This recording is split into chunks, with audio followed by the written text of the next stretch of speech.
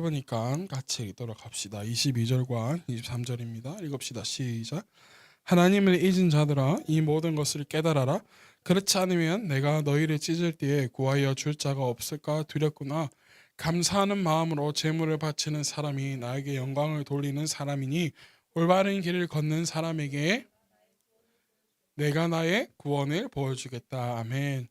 오늘 말씀 제목은 하나님을 알기를 원합니다 라는 제목으로 함께 말씀을 나누고자 합니다.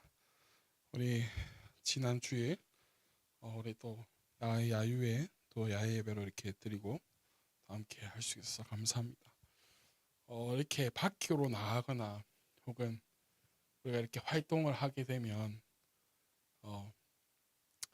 서로를 더 알아가게 되는 것 같아요. 그죠? 그러한 것들을 좋아하는지 잘 몰랐는데 너무 좋아하는 친구도 있고, 또 우리 승우가 그러다가 목사님 캡보드 한 번 더 타도 되겠습니까? 마음껏 타세요. 마음껏 타세요. 또 물어봐. 나중에 또 목사님 한 번 더 타도 되겠습니까? 다 물어보지 말고 다 이랬고 너무 좋아하더라고요. 이런 시간을 잘 가져야겠구나 생각을 했어요. 또 제가 여러분들이 하는 말이 있지만 먹을 때 내가 다 아는 것 다 안다고 생각했는데 내가 여러분들 가수 평가했구나 라는 생각이 들 때가 있잖아요. 그죠? 우리는 서로 알아가는 게 참 중요해요. 특별히 우리는 하나님의 자녀이고 하나님 섬기는 하나님의 자녀들이기 때문에 하나님을 아는 게 참 중요합니다. 참 중요해요. 오늘 이 시편 50편은 어떤 하나님에 대해서 말하고 있냐면 공의의 하나님에 대해서 말하고 있습니다.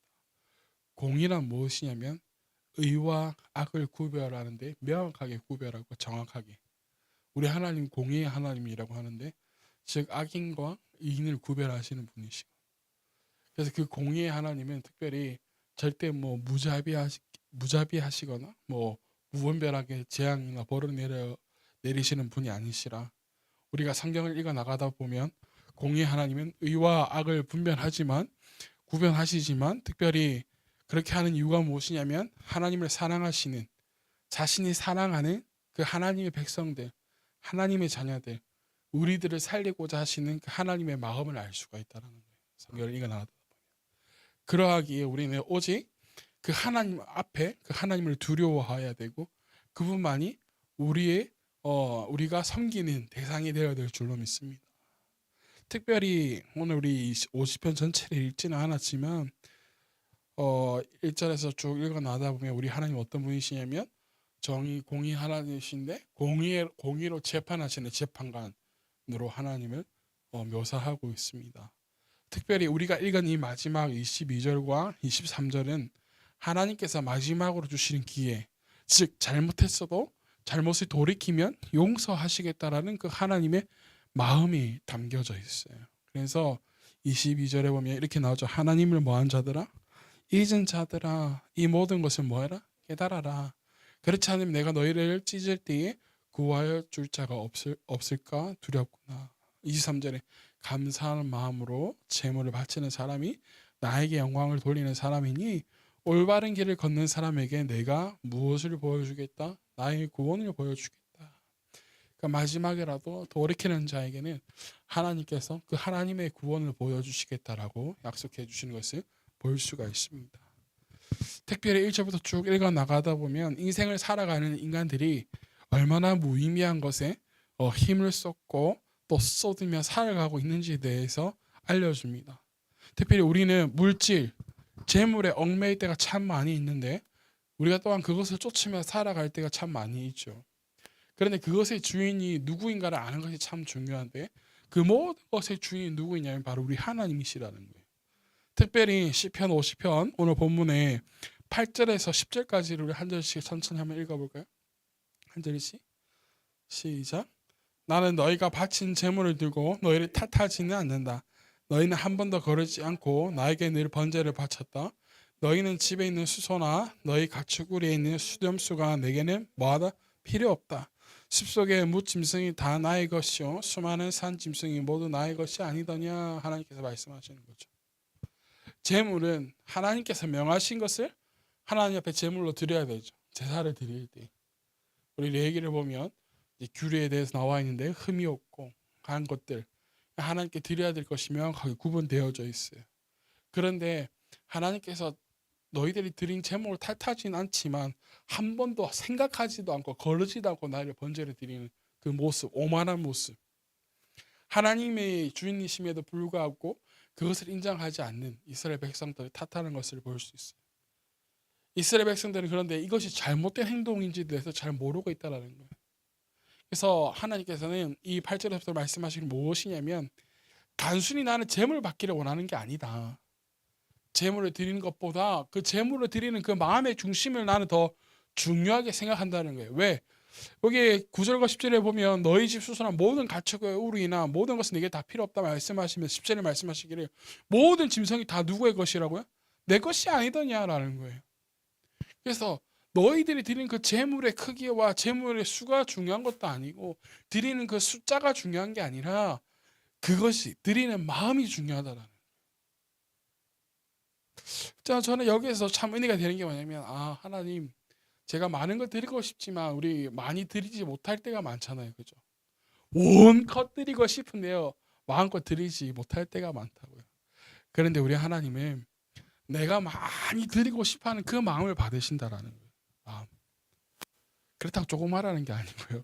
감추라는 게 아니고 내가 하고 싶어하는 그 마음을 하나님께서 너무나도 기뻐하시고 받으신다라는 거죠. 그리고 우리 12절과 15절까지도 한번 한 절씩 읽어볼까요? 말씀을 전할 때 저를 쳐다보는 습관을 좀 들이세요. 네. 자, 12절부터 한번 천천히 읽어봅시다. 시작. 내가 배고프다고 한들 너희에게 달라고 하겠냐? 온 무리여 거기 가득한 것이 모두 나의 것이 아니느냐? 그쵸? 하나님께 말씀하시니 모든 게 누구 것이 아니야? 내 것이 아니냐는 거예요. 13절 내가 스스로의 고기를 먹으며 숫 염소의 피를 마시겠느냐? 감사 제사를 하나님께 드리며 너희 소원한 것을 가장 높으신 분에게 뭐하라? 갚아라. 그리고 15절 그리고 재난의 날에 나를 불러라. 내가 너를 구하여 줄 것이요 너는 나에게 영광을 돌리게 뭐하게 될 것이다? 영광을 돌리게 될 것이다. 할렐루야. 하나님은 뭐 맛있는 음식을 원하시는 것도 아니고 수많은 재물을 원하시는 게 아니라 15절에 보니까 재난날에 뭐 하라고 되어 있어요? 나를 부르라. 하나님의 백성들이 자신을 향한 갈망을 원하신다는 거예요. 갈망. 자신을 찾는 그 하나님의 백성들을 찾으신다라는 거예요. 그리고 그 자녀들에게 하나님께서는 자비를 베풀어 주시기를 원하시는 분이 바로 우리 하나님 아버지시다라는. 그리고 우리 16절부터도 봅시다. 16절 시작. 하나님께서 악인들에게 말씀하신다. 너희는 어찌하여 감히 내 법도를 전파하며 내 언약의 말을 감히 너의 입에서 읊조리느냐. 너희는 내 교훈을 역겨워하고 나의 말을 뒷전으로 도둑을 만나면 곧 그와 친구가 되고 가늠한 자를 만나면 곧 그와 한 패거리가 되었다. 입으로 악을 꾸며내고 혀로는 거짓을 내었다. 마지막으로 동기가 내 허물을 거쳐내어 말하고 한 어머니께서 태어난 동기들을 비방하였다. 여러분 여기에서 하나님께서는요 벌하시겠다 모든 사람들을 벌하시겠다가 아니에요. 모든 사람들을 벌하시겠다가 아니고요. 뭐라고 말하냐면 하나님 말씀을 듣고도 지키지 않는 사람, 하나님의 백성인 이스라엘 백성들을 향해 선포하고 계시는 거예요. 이 이스라엘 백성들은 어떤 백성들이냐?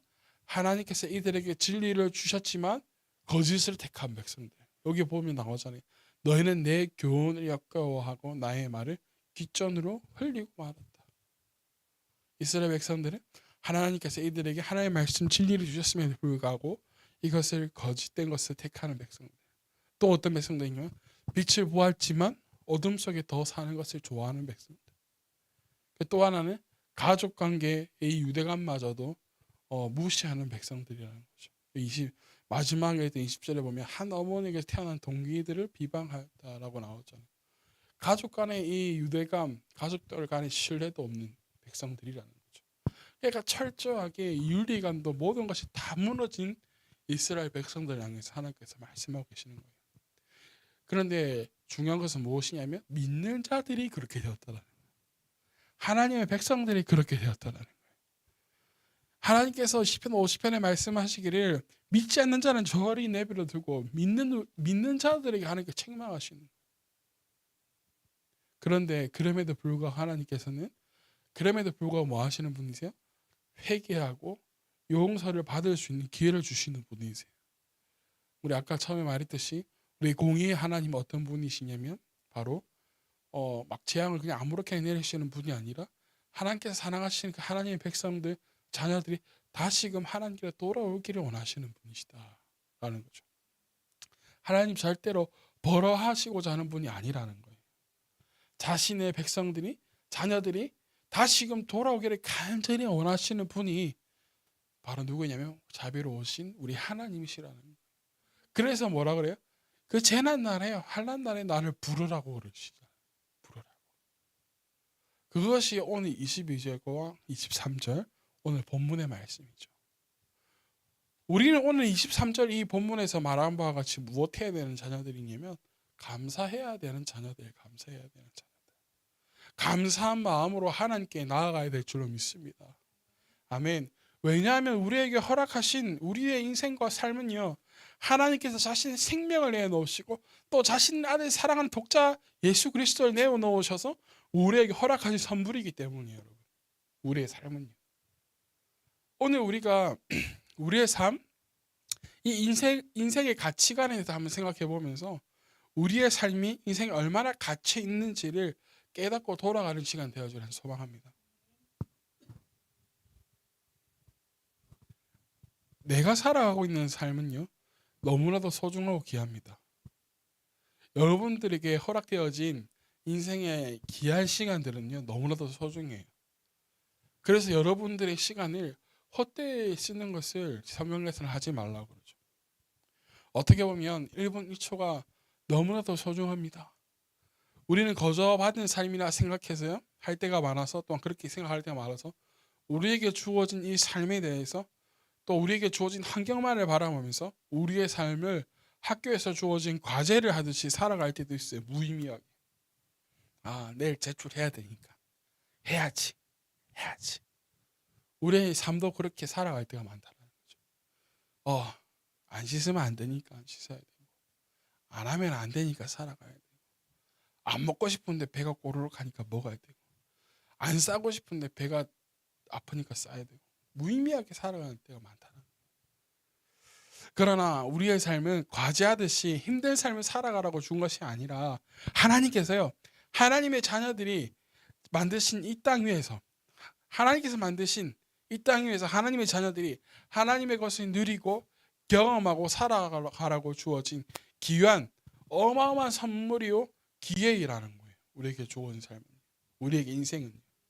이것을 깨닫고 살아가는 사람들은요, 그렇지 않은 사람과 다른 삶을, 완전히 다른 삶을 살아가게 돼요.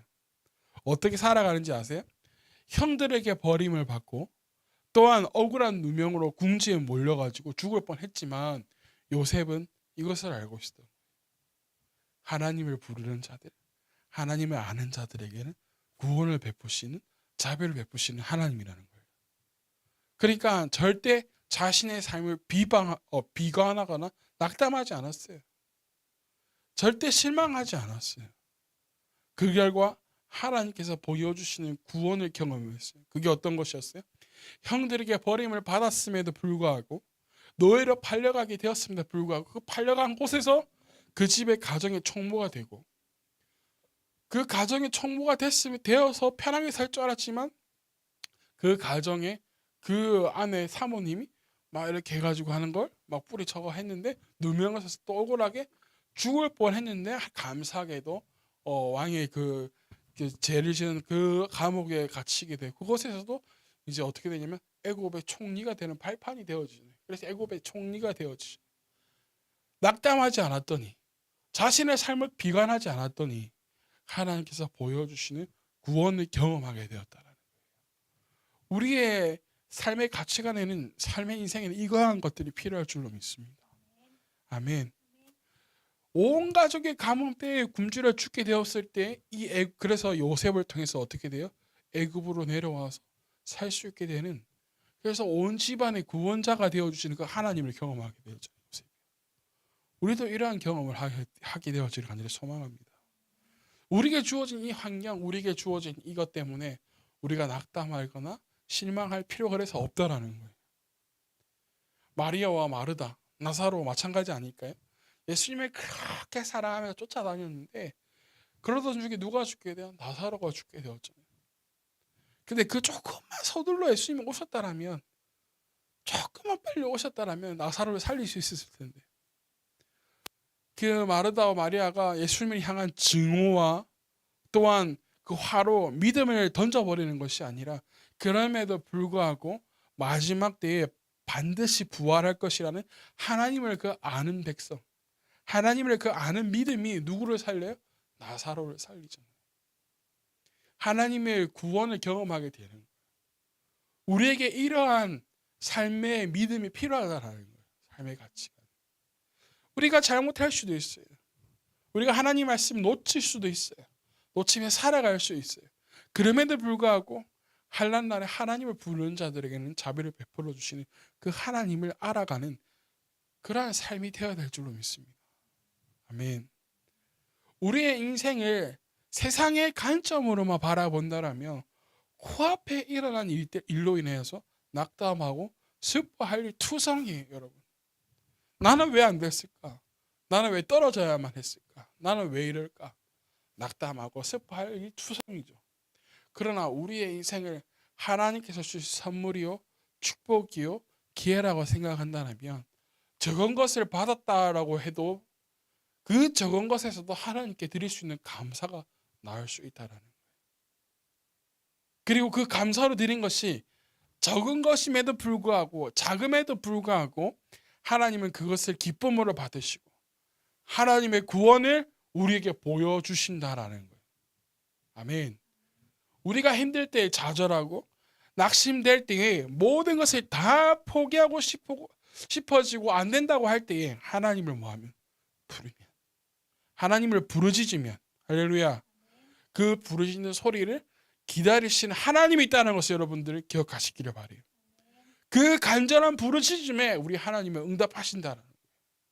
이 논란은 얼마나 큰 은혜요, 감사의 제목이 되겠어요. 그래서 우리가 할 수 있는 것은 무엇이냐면 하나님을 기억하는 일이에요.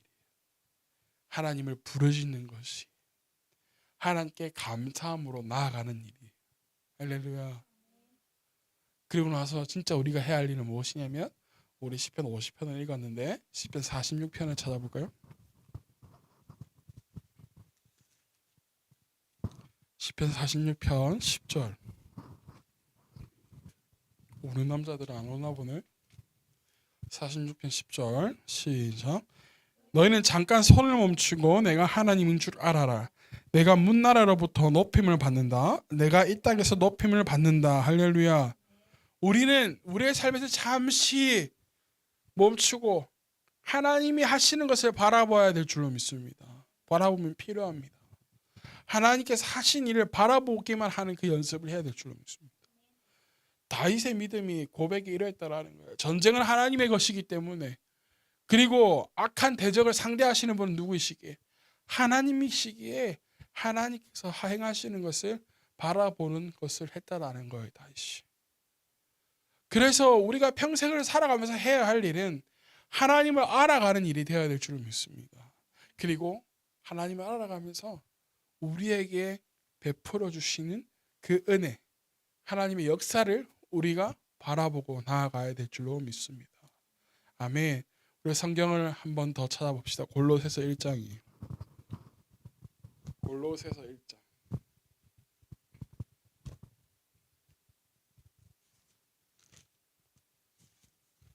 골로새서 1장은 신약 성경 310페이지에 있네요.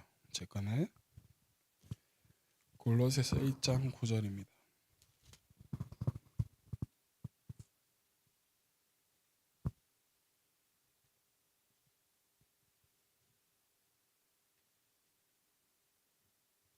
찾나요? 네, 1장 9절 읽어봅시다. 그러므로 우리가 여러분의 소식을 들은 그날부터 우리도 여러분을 위하여 쉬지 않고 기도합니다. 우리는 하나님께서 여러분에게 사도 바울이 골로새 교회에게 부탁하는 편지를 쓰면서 이들을 위해서 기도할 때 이렇게 기도했다는 거예요. 마지막에 보니까 하나님의 뜻을 아는 지식을 채워주시기를 기도합니다라는 거죠. 저는 여러분들이 그런 하나님의 아는 지식으로 채워지기를 기도하고 소망합니다. 그런데 여기 보니까 마지막에 보니까 아는 지식이라고 되어 있는데 이 단어의 뜻이 뭐냐면 완전 식별이라는 뜻을 가지고 있어요. 완전 식별. 자, 그리고 여기 하나님의 뜻이 무엇이냐면 결정이라는 거예요. 다시 우리가 생각해 번역해서 이야기를 하자면 하나님의 결정을 뭐하는 완전히 식별할 수 있기를 빈다라는 거예요. 하나님께서 결정하신 그 결정을 완전히 우리가 식별할 수 있기를 간절히 빌어준다라고 기도하는 거예요. 우리가 하나님께서 결정하신 그 결정이 우리가 완전히 식별되어질 수 있도록 그 결정에 우리가 따라갈 수 있도록 우리가 기도하면서 구하면서 살아가는 저희들이 되어지길 간절히 소망합니다. 아멘. 그리고 호세아서로 한번 가볼까요? 구약 성경.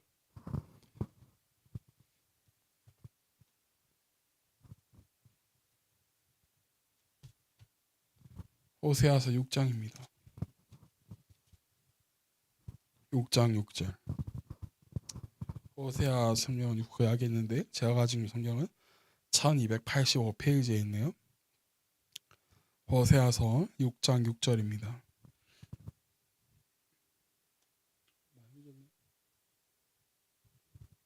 네, 호세아서 6장 6절 시작. 내가 바라는 것은 변함없는 사랑이지 제사가 아니다. 불살라 바치는 제사보다는 너희가 나 하나님을 알기를 더 바란다. 아멘. 하나님께서 말씀하시는 거예요. 하나님의 뜻은 무엇이냐면 결정은 무엇이냐면 하나님께서 바라는 거, 우리들에게 바라는 것은 변함없는 사랑이라는 거예요. 하나님을 향한. 할렐루야.